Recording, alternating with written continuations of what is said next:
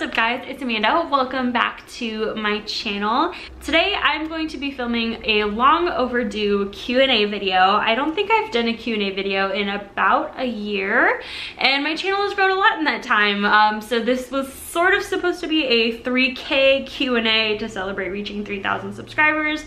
I'm now at like 3.6 thousand subscribers, so yeah, it's a little bit late, but I got some questions from you guys that I'm pretty excited to answer, and let's go ahead and get into it. I will have the questions put up on the screen, either down below or over here, wherever they fit better, but let's go ahead and get started. So the first question is from Twitter, and it is from Colby, aka the bougiest. I love him.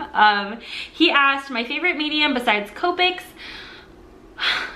I think at this point I can confidently say watercolor. I think in the past it was like by default watercolor, but now I think I'm a lot more confident using watercolors and just painting in general. So even if it's actually like using inks, like acrylic inks diluted, and using them kind of like watercolors, I actually enjoy that quite a bit.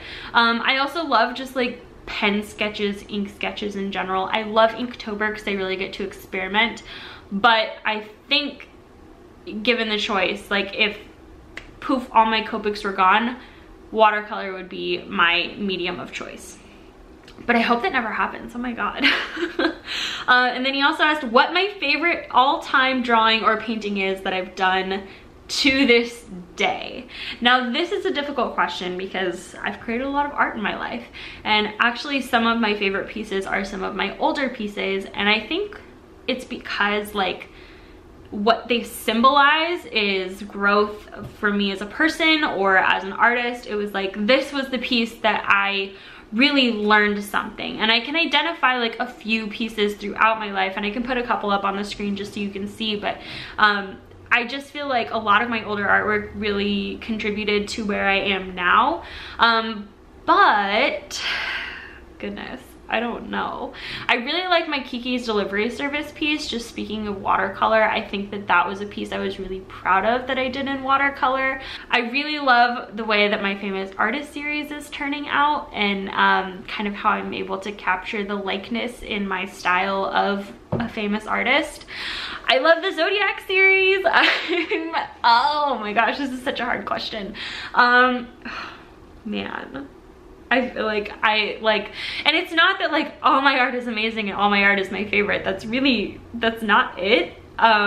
It's just that I've been really proud of the work that I've created, especially over the last year, that it's hard to pick one that stands out as like being amazing. I don't know. Let me look through my portfolio for a second. Hold on. You know what? I think I'm gonna go ahead and say that my Vincent van Gogh piece is my favorite. I really love the way that it turned out. I really love Vincent van Gogh.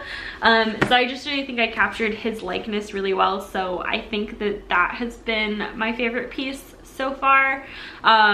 But like I said, there's so many kind of other pieces along the way that are my favorite because they're not perfect and because they didn't turn out great, but they kind of symbolize that growth for me. And I'm also turning that Vincent van Gogh painting into greeting cards in which I get to exercise my punny muscle, and the inside of the card says, "Here you go," which is hilarious or stupid depending on the kind of person that you are.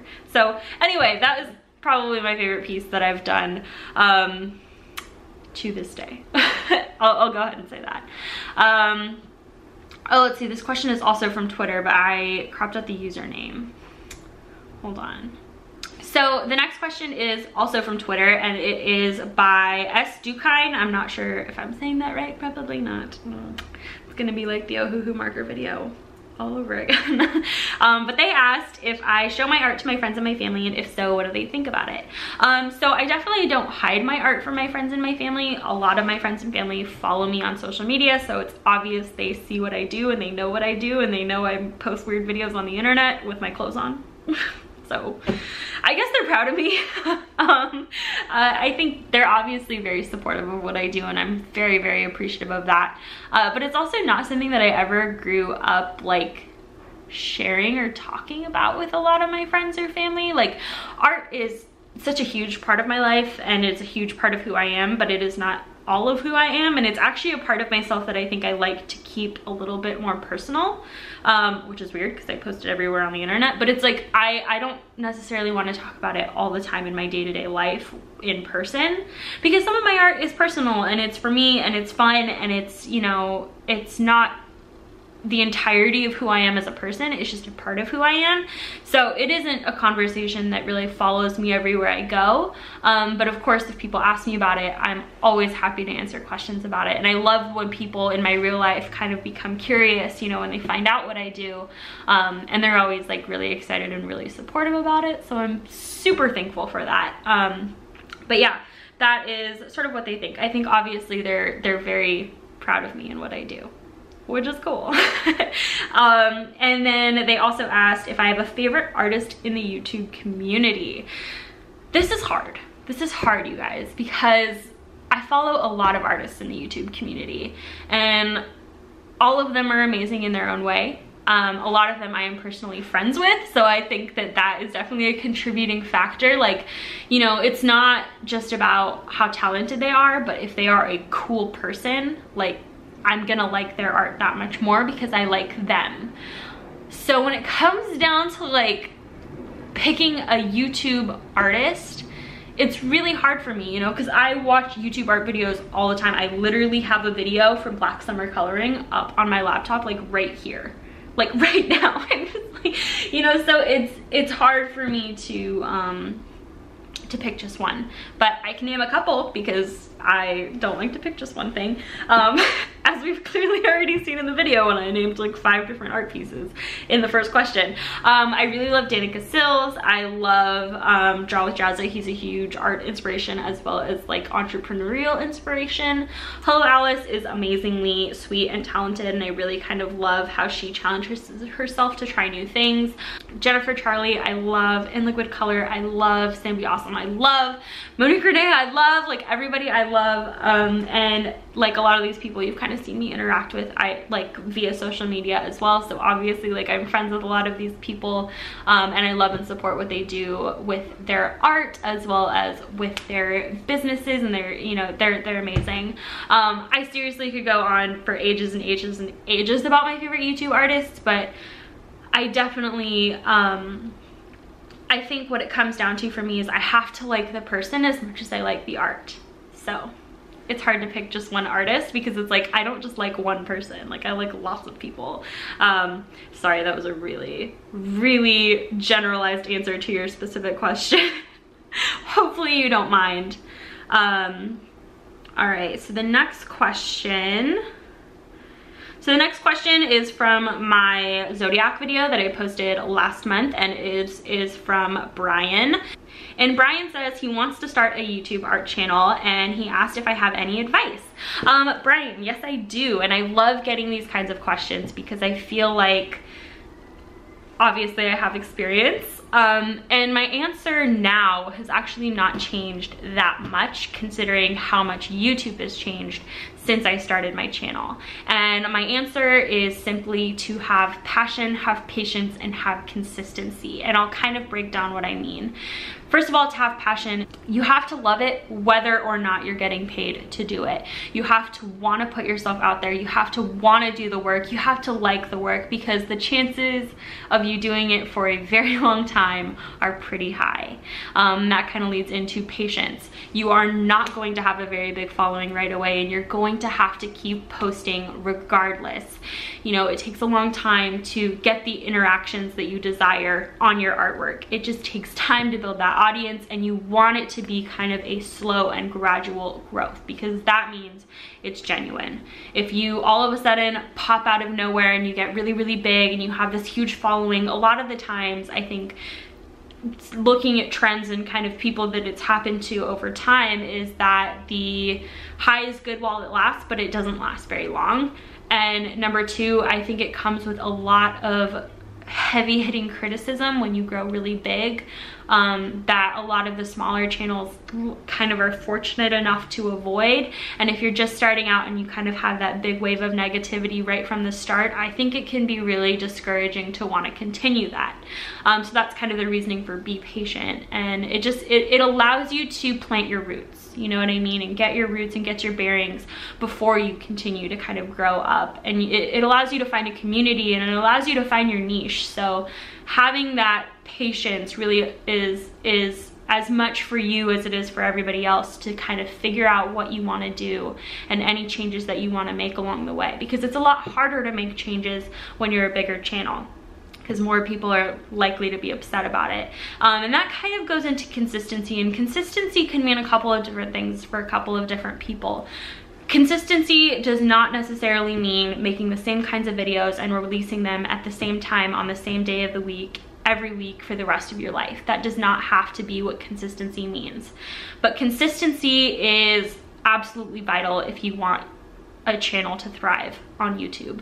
And that is because of the algorithms, unfortunately, you know, and you have to be willing to work with a platform regardless of the algorithm as well, which goes for not just YouTube, but all of social media. You have to be kind of willing to roll with the punches a little bit and figure it out as you go along. So be wary of that from the start when you are not getting very many views on a video and you're kind of already discouraged. The algorithm could change and shake up your whole system, and you kind of just have to keep going. But I highly recommend that you do.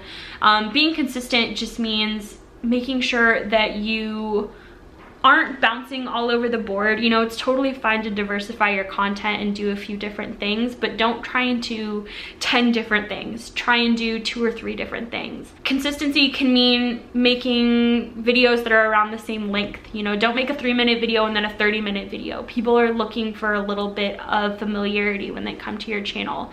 Consistency is in branding, it's in editing, it's in every little detail that you do.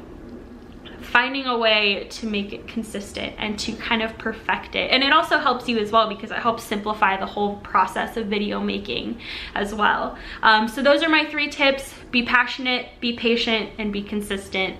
And I really hope that you do start an art channel, and I wish you the very, very best of luck. The next question is from AllJ Art, aka Amanda. We share the same name and we both have YouTube channels. We're like basically twins. And she asked, what other hobbies do I have, not including art and YouTube? Not a whole lot. I think it's hard for me to get away from any hobby that isn't in some way creative, be it makeup, fashion, interior design. It's all kind of within that realm. So it's like if I didn't have illustration, I would still be doing something creative somewhere, somehow. But I definitely think makeup is a really big hobby of mine. Makeup artistry, SFX makeup, all of that is super, super fun for me. If you follow me around Halloween time, then you know. I love fashion. I love kind of playing around with interior design as well and kind of changing my space because I love being home, but I do get kind of like stuck if things are the same for too long. So I do like to really move things around, and that is another hobby of mine, and kind of planning and organizing, and I would call it overall like creative problem solving. Like if I need to figure out a way to make something work, I love kind of that process of like, okay, I have a problem, how do I fix this in a fun and interesting way? So those are kind of like my other hobbies. They're still very, very similar to art and what I do on YouTube, but it's just like implemented somewhere else, like my face or my living room. So yeah, okay, so that was basically all of the questions that I got for the Q&A. Thank you to those of you who asked. I loved answering them. I always love doing Q&As because I feel like it gives you guys a chance to know me a little bit better, and since there are some new followers here, I wanted to kind of introduce myself a little bit. I can do more Q&As if you guys are interested in them. I like to kind of do them not too often, but kind of just after I gain a little bit more of a following so that the new people get a chance to get to know me and through the comments and stuff, I get to know you guys a little bit too. So that is it for me today. I am pre-filming a lot of videos and getting a lot of stuff done today, so I have got to wrap this up a little bit quickly. But thank you so much for watching. I love you all. You are my lovely internet family, and I will talk to you guys very soon.